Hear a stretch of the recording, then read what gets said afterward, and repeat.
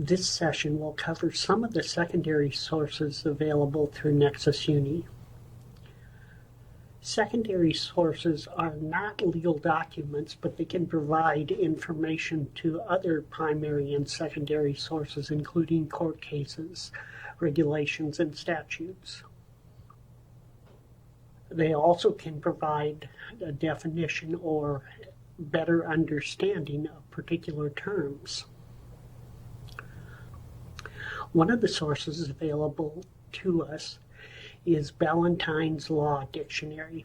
So if I want to find that, to find out what definitions exist there, I would go to Sources, and I type in Ballantyne's.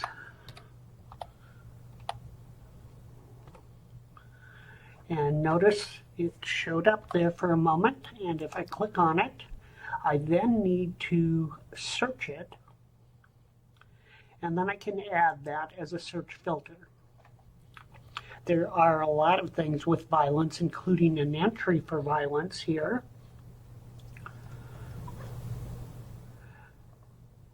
And I can look at that, but the one I'm looking at here is physical violence.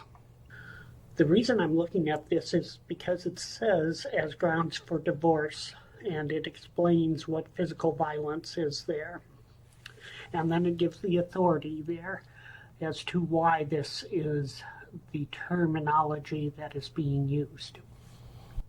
Another option we have is to go again back to sources.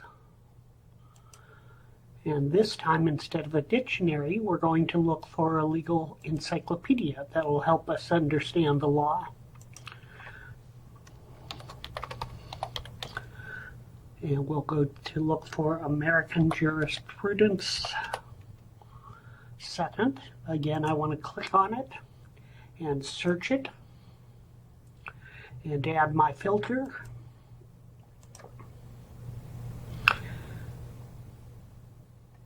And notice it's limited here.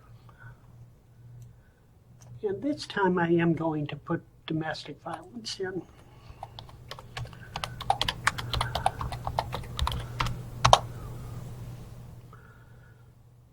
And notice we pulled up the volume Domestic Abuse and Violence.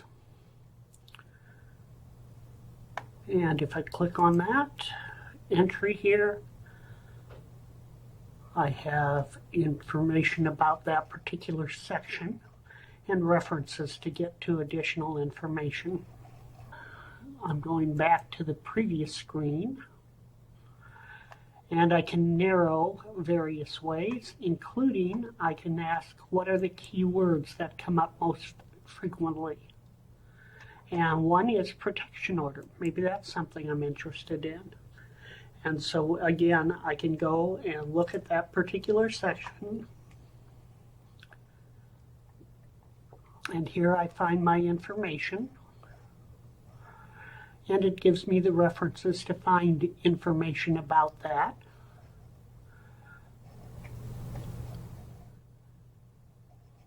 And it also gives me footnotes. Another way I could do that is to go back here, and instead of doing that, I could do practice area. So maybe I want to do criminal law and procedure, and I end up with the same item again. The last type of secondary source we'll cover today is law reviews. So if I go to legal,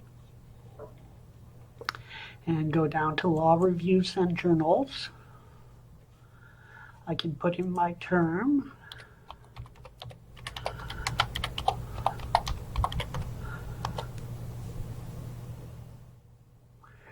And notice it pulled up over 10,000 items, and as we recall, Nexis Uni does not stop at 10,000. It continues to look for all of those items that meet that criteria.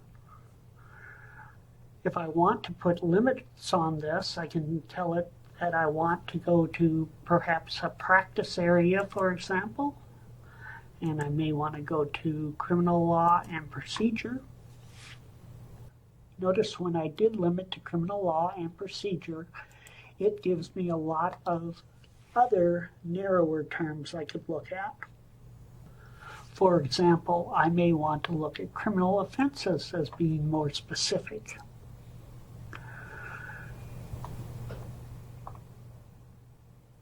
And then maybe crimes against persons.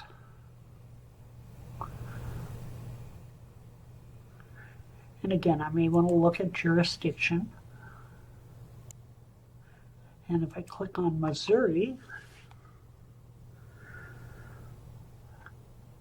that will give me quite a few less articles to look at. Notice the first one is coming from the UMKC Law Review. If I click on it,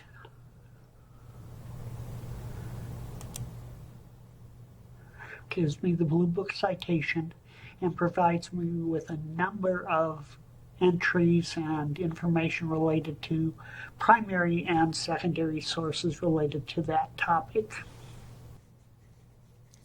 Often you'll find that a law review published in a particular state will look at those issues that are prominent in the state, but they also can look at other jurisdictions and ideas as well.